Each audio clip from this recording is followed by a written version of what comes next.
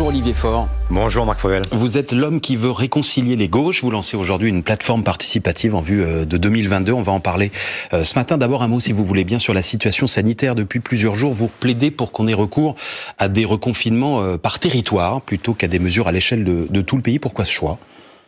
Mais tout simplement parce que la France n'est pas uniforme dans la crise sanitaire. Et que vous ne pouvez pas comparer des territoires où on est déjà proche de la saturation hospitalière et les territoires où ça va beaucoup mieux. Le critère, ce serait ça, ce serait la pression à l'hôpital, parce que le virus, lui, circule quasiment de la même manière dans toutes les régions et dans tous les départements. Oui, c'est vrai, mais enfin, il a des conséquences différentes selon les endroits, et donc chacun sait bien que le confinement est très difficile à supporter, que pour les Français, c'est forcément un crève-cœur, et s'ils résolvent quand il le faut, mais ils ont aussi le sentiment que parfois la mesure va trop loin par rapport à ce qu'ils vivent réellement. Et donc, je suis pour qu'on puisse confiner au fur et à mesure, en fonction des situations, ce que le gouvernement avait d'ailleurs lui-même très bien compris sur le couvre-feu, puisque souvenez-vous, il y a quelque temps, on avait des couvre-feux différenciés selon les endroits. Voilà. Emmanuel Macron donc refuse pour le moment de recourir au confinement national, mais il dit faire confiance aux Français et à leurs responsabilités, et en même temps il renforce les contrôles. Il a raison d'être ferme, le président de la République ?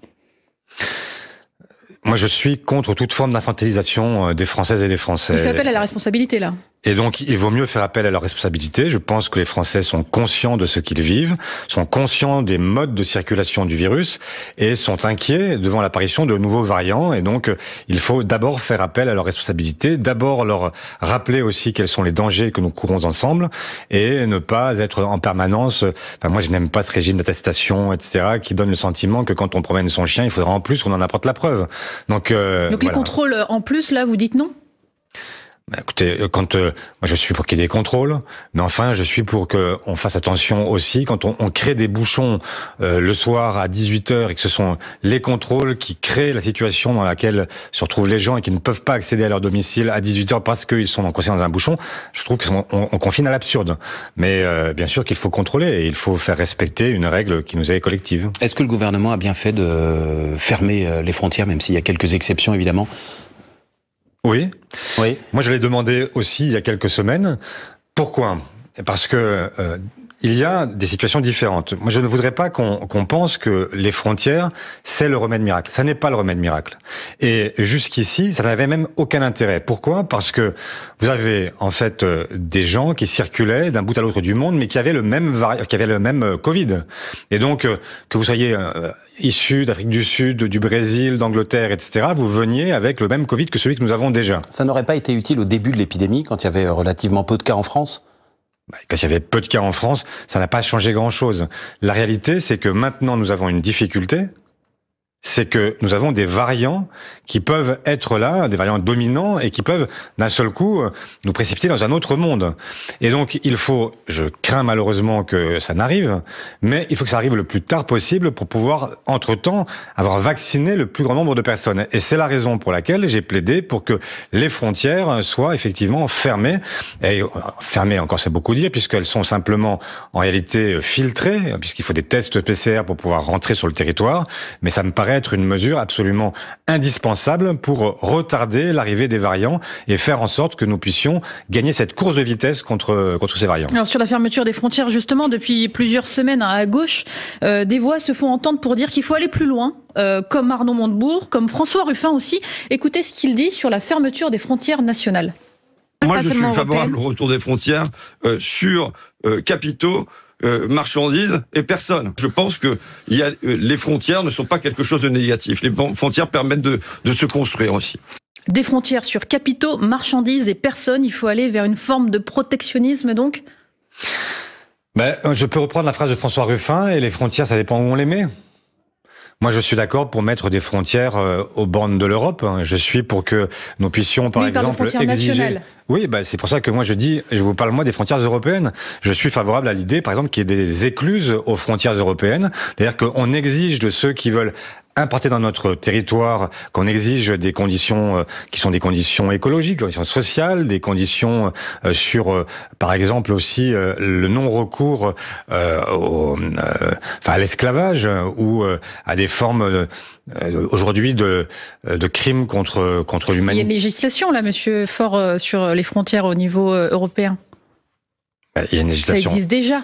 Moi, je suis. Ce que vous dites. Non, ça n'existe pas. Aujourd'hui, vous n'avez pas d'écluses aux frontières. Vous n'avez pas la possibilité de taxer, de surtaxer des gens qui importeraient des produits qui ont un bilan carbone qui est dégueulasse, etc. On a besoin d'avoir des règles qu'on fasse respecter sur un territoire. Et ce territoire, pour moi, ce n'est pas uniquement la France, mais c'est l'Union européenne. Je suis un fervent européen parce que c'est la seule façon d'arriver à jouer dans le concert des nations, de jouer en grand. Est-ce que la gauche, Olivier Faure, la gauche de demain, celle que vous espérez voir renaître, doit être protectionniste, y compris en France? Est-ce qu'il faut remettre une part de taxation, de droits de douane? Est-ce que pour vous, cette crise sanitaire aujourd'hui renforce ce besoin de protection et de protectionnisme français? Non, français non, européen oui. Parce que nous avons besoin, par exemple, l'évidence, c'est que nous avons besoin de relocaliser un certain nombre de productions. Nous ne pouvons pas être dépendants de la Chine pour les masques, pour les tests, etc. Et donc nous avons besoin de réintroduire une souveraineté alimentaire, sanitaire, etc. Mais je veux le faire avec les Européens. Pourquoi? Parce qu'il faut une taille critique. Que pourrions-nous aujourd'hui si nous n'avions pas, en fait, le vaccin Pfizer? Ça passe par exemple par la nationalisation, si vous étiez au pouvoir, de Sanofi, comme vous l'avez dit il y a quelques mois. Ça ne passe pas forcément par des nationalisations. C'est vous qui l'avez dit. Hein. Vous avez dit au moment où Sanofi envisageait de réserver son vaccin aux États-Unis, vous avez dit il faut envisager de nationaliser Sanofi. Moi, j'étais pour la réquisition d'un certain nombre de laboratoires pour faire en sorte qu'ils fassent leur boulot et y compris qu'ils développent un vaccin qui n'est pas celui qu'ils ont breveté, mais qui permette derrière d'arriver à avancer beaucoup plus vite. Et je vois qu'aujourd'hui, d'ailleurs, j'ai été partiellement entendu puisque c'est ce que le président de la République commence à mettre en œuvre. Donc, je m'en félicite. Mais c'est bien le sujet, c'est d'arriver toujours à gagner cette course de vitesse parce que nous avons besoin d'aller vite et que la question dans ces moments-là, la question des intérêts propres de chaque entreprise doit s'effacer devant l'intérêt général. Il n'y a plus de nationalisation dans le projet qui sera celui du candidat ou de la candidate socialiste ou de la gauche. Il y aura des nationalisations. Mais ça peut arriver, bien sûr. Oui. Il y a des moments de laboratoires pharmaceutiques privés, par exemple. Il y a des moments où l'intérêt général peut commander effectivement de nationaliser. Ça n'est pas une règle absolue. Ce n'est pas. Moi, je ne suis pas. La gauche qui privatise à tout va, c'est terminé. Ah, je l'espère. Moi, je me suis battu. Aucun gouvernement n'a plus privatisé que celui de Lionel Jospin. Oui, enfin, il avait. Oui. On pourrait y revenir. C'est pas aussi simple que ça. Mais enfin, moi, dans cette législature, qu'est-ce que j'ai fait? Moi, je me suis battu contre la privatisation d'ADP, contre celle de la Française des Jeux, parce que c'était absurde d'avoir un gouvernement qui, en fait, balance les bijoux de famille. Et tout ça pour des rendements à court terme et qui nous prive collectivement de cette machine à cash, par exemple, la Française des Jeux. En vue de 2022, donc vous souhaitez provoquer un véritable Big Bang de la gauche, réformer le Parti socialiste. Est-ce que ça passe forcément par un changement de nom du Parti socialiste? En 1991, la question a été posée à François Mitterrand. Écoutez sa réaction. Que pensez-vous même de leur idée de débaptiser le PS et de le transformer en Parti social-démocrate? S'ils me demandaient mon avis, je leur déconseillerais. Faut pas avoir peur de ce que l'on est. Pas craindre son histoire. Faut avoir confiance dans son avenir. Ça représente une telle somme de sacrifices et d'idéal. Pourquoi laisser ça au bord de la route? Pourquoi laisser cela au bord de la route, Olivier Faure? Pourquoi changer de nom? Socialiste, je suis, socialiste, je resterai. Et la question du nom est une question, pour moi, assez anecdotique. François Mitterrand lui-même... Vous le proposez pourtant. François lui-même... Non, j'ai dit qu'il n'y avait pas de tabou dans la discussion et que tout était possible et qu'on pouvait en discuter.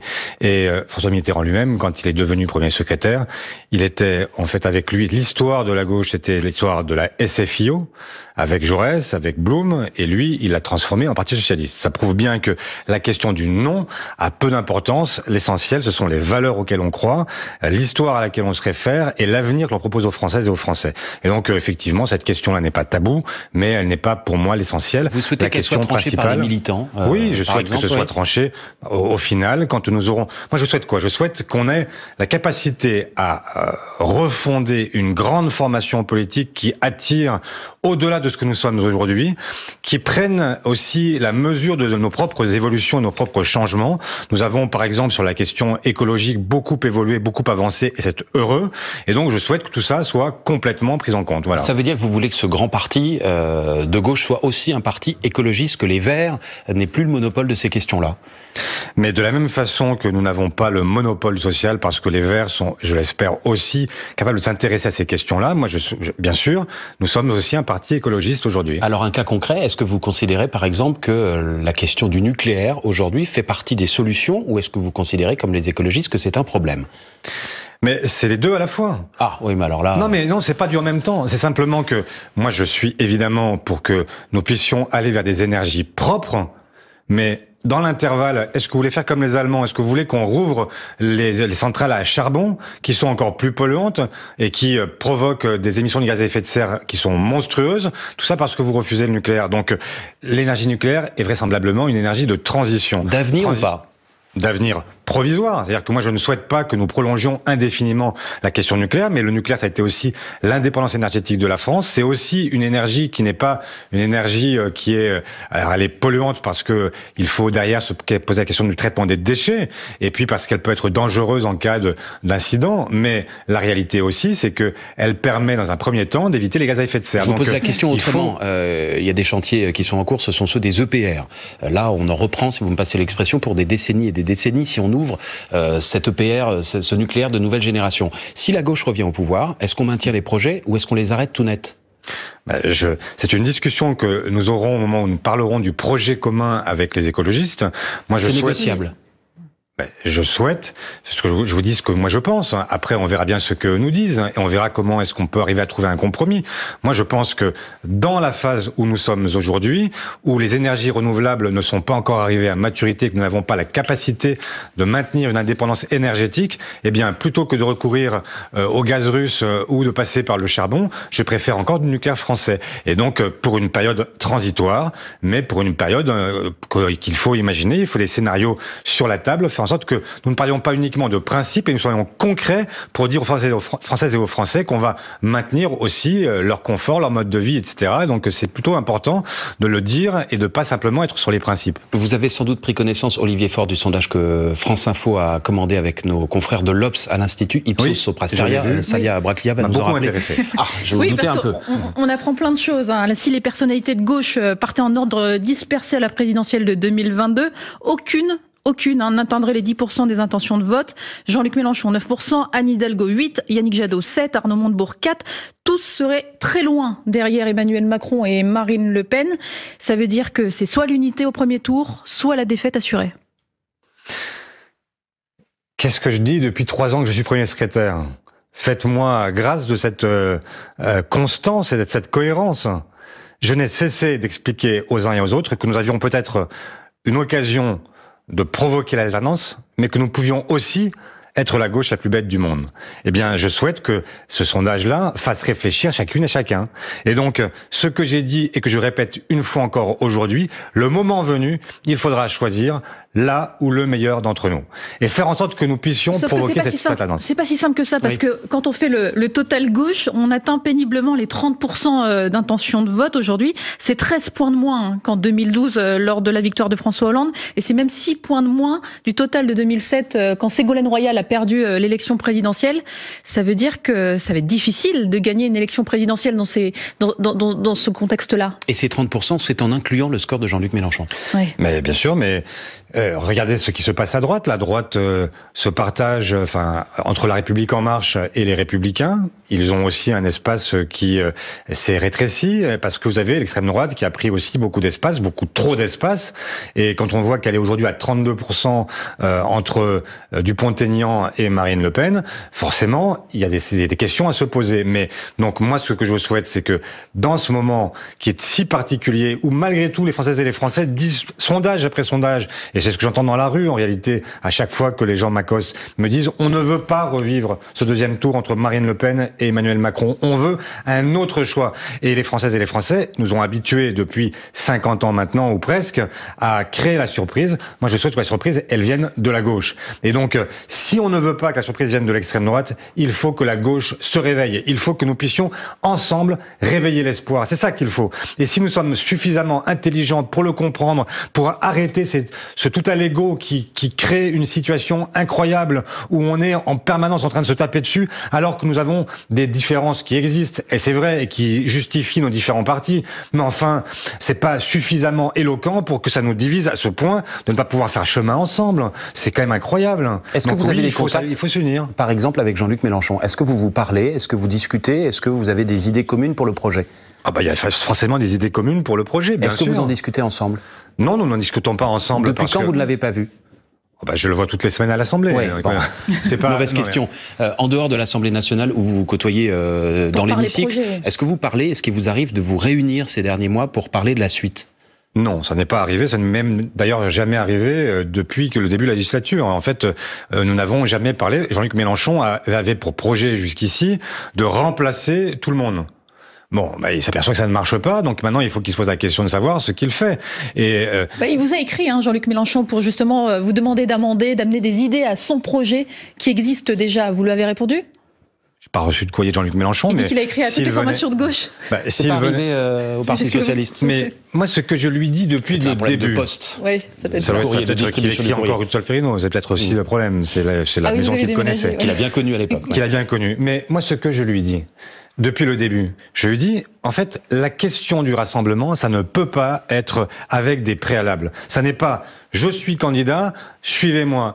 J'ai un projet, amendez-le. Non, c'est, on se met autour d'une table, on se met d'accord sur deux idées simples. La première idée, c'est que, à la fin du processus, il y a un candidat commun. Mais il n'y a pas de préalable. Sans que ce soit forcément Anne Hidalgo, la socialiste Anne Hidalgo. Sans que ce soit forcément Anne Hidalgo, bien sûr. C'est-à-dire, on fait d'abord le projet, et à la fin, par quel processus on décide qui va le porter? Ça veut dire qu'on commence par le projet commun, et donc ça veut dire que chacun vient avec ce qu'il est au dos de la table, on négocie, on trouve les points d'accord. On fait un congrès du PS, en quelque sorte, chacun vient avec sa motion. Si vous voulez, mais ça veut dire, ça marche aussi, ça veut dire qu'à la fin, vous arrivez à faire ce qu'on appelait autrefois la synthèse. Moi, je souhaite que nous puissions parvenir à un contrat de coalition, un contrat de gouvernement, parce que pendant 5 ans, nous serions liés par un projet, ça éviterait la fronde, ça éviterait les désaccords, ça éviterait, voilà, on se met d'accord. Pas sur des slogans, mais sur un projet clair et défini. Et ensuite, on voit qui incarne le mieux ce projet, qui est le plus proche du centre de gravité de ce projet. Et à partir de là, on part à la campagne présidentielle. Non, c'est pas les sondages, ça peut être, il y a différentes formules. Si les différents candidats disent que c'est la primaire, ça peut être une primaire, ça peut être un comité des sages, ça peut être une conscience citoyenne, ça peut être beaucoup de formules. Un comité des sages pour savoir qui va représenter la gauche. Moi, je suis pour une formule qui soit la formule la moins meurtrière possible, qui permette de rassembler tout le monde et de faire en sorte qu'à la fin, nous ayons envie ensemble de gagner. Alors, il y a quelque chose qui est bien dans le rouge en ce moment au Parti Socialiste, ce sont les comptes. Le Canard enchaîné explique cette semaine, document à l'appui, que vos problèmes financiers sont tels que vous pourriez être dans l'incapacité de participer à la campagne présidentielle de 2022. Est-ce que vous confirmez ? Non, je ne confirme pas parce que la réalité, c'est qu'effectivement, nous avons des difficultés qui sont liées à l'élection de 2017. Et comme vous le savez, le financement des partis, il est figé à partir de cette élection et pour 5 ans. Et donc, parce que vous recevez des dotations publiques. Voilà, parce qu'on reçoit des dotations publiques. Il y a des prévisions qui avaient été faites par la direction collégiale et qui se sont révélées trop optimistes, hélas. Et donc, il y a eu un séisme en 2017, il y a une dernière réplique aujourd'hui qui m'amène en responsabilité à prendre des décisions extrêmement douloureuses parce que nous allons devoir licencier un certain nombre de personnes qui sont pas simplement des salariés, mais aussi des gens avec qui j'ai une histoire personnelle, avec qui, pour beaucoup d'entre eux, ils m'ont même accueilli dans ce parti. Et donc, c'est une histoire, même y compris émotionnellement, qui est très difficile. Vous allez supprimer combien de postes ? Il y a 11 postes qui vont être supprimés. À peu près un quart des effectifs. Et donc, voilà. Et donc, c'est vrai que c'est une difficulté, mais à ces conditions-là, avec d'autres restrictions sur, je ne vais pas détailler maintenant, mais nous avons cherché depuis 3 ans à réduire la voilure, à faire en sorte que nos dépenses soient moins importantes. Nous n'avons pas réussi à réduire davantage pour faire en sorte que ce soit encore moins douloureux. Donc on va le faire, mais à ces conditions-là, nous serons présents à l'élection présidentielle. Nous pourrons financer une campagne dans de bonnes conditions. Vos comptes aujourd'hui sont dans le rouge de combien, Olivier Faure ? Nous avons, en fait, l'histoire, c'est l'histoire de 2017. On a 45,5 millions qui sont issus de la vente de la rue de Solferino. De l'ancien siège du parti. Voilà, il y avait donc 20 millions d'euros qui étaient des crédits hypothécaires, notamment liés à la campagne présidentielle, pas seulement, mais notamment. Il y avait le rachat d'un siège, 9,5 millions, plus au déménagement, etc. Enfin, tout ça, 9,5 millions. Il y avait, en fait, un plan social qui devait coûter initialement 3,5 millions et qui a finalement... Vous avez déjà licencié 55 personnes en 2017. Au final. Et puis, il y avait aussi un découvert bancaire de 6 millions d'euros. Que la trésorière dit avoir découvert. Oui, c'est vrai. Quand elle est arrivée. C'est-à-dire que la direction précédente vous avait caché le fait qu'il y avait un tout petit trou de 6 millions d'euros sur un compte bancaire. Je ne cherche pas à m'essuyer les pieds sur qui que ce soit. Je prends mes responsabilités. C'est elle qui le dit. Hein. Elle dit, j'ai découvert un trou de 6 millions sur un compte bancaire. Il y a la réalité, ce qui est très compliqué, c'est que nous avons, pardon des détails, mais il y a 2400 entités qui permettre de consolider les comptes du PS, parce que nous avons un fonctionnement qui est très, très décentralisé, et donc pour arriver à comprendre ce que sont les comptes du PS, il faut consolider les comptes. Et ça a pris du temps, et donc voilà, nous savons désormais que nous avons une situation financière qui est ce qu'elle est, et ça suppose de prendre des décisions, je les prends, même si je peux vous dire qu'elles me tordent le ventre. Dans une lettre qui vous a été adressée, que France Info a pu consulter ces derniers jours, certains des salariés qui vont être licenciés aujourd'hui se plaignent, il y aurait parmi eux des personnes malades du cancer, d'autres handicapés. Est-ce que c'est exact ? Oui, bien sûr. Il y a des gens qui sont... Il y a notamment notre directrice de la communication qui a un cancer depuis de nombreuses années. Et qui fait partie des gens à qui on va demander de partir. Et que nous avons appelé et là aussi, c'est des détails, mais enfin, nous avons un système de prévoyance qui est très favorable dans notre organisation. Et donc, nous avons vu avec elle les conditions dans lesquelles elle pouvait partir. Et elle nous a dit qu'elle est absolument d'accord elle le comprend et elle l'accepte parce que nous allons maintenir son niveau de vie même après ce licenciement, en raison du système de prévoyance auquel nous avons adhéré. Et voilà. Donc, nous avons pris la peine de faire en sorte de vérifier chaque situation. Et ce que j'ai dit hier aux salariés que j'ai tous reçus et que je vais recevoir individuellement, je leur ai dit que pour aucun d'entre eux, je ne les lâcherai. Et je vais continuer avec eux à chercher, à faire en sorte qu'on puisse les replacer les uns après les autres. Parce que ce sont des gens à qui je dois quelque chose, à qui cette organisation doit quelque chose. Parce que ce sont aussi, pour une part d'entre eux, même des amis personnels. Et je peux vous dire que, vraiment, franchement, imaginez ce que ça peut être pour quelqu'un qui doit, non pas, c'est pas une histoire anonyme, c'est pas, on est 40. Quand il y en a les 10 qui vont partir, les 11 qui vont partir, c'est des gens que je connais depuis longtemps. C'est des gens avec qui j'ai partagé une partie importante de mon existence. Et donc, quand je le fais parce que je dois le faire. Mais si je le fais aussi, je le fais bien. Parce que pour moi, ce que nous portons, les valeurs dont nous sommes les héritiers, eh bien, elles supposent que nous ayons un traitement qui soit un traitement humain. Qu'on ait la possibilité de faire en sorte que les choses se fassent bien. Et c'est ce que je vais faire. Merci à vous, Olivier Faure. Bonne journée.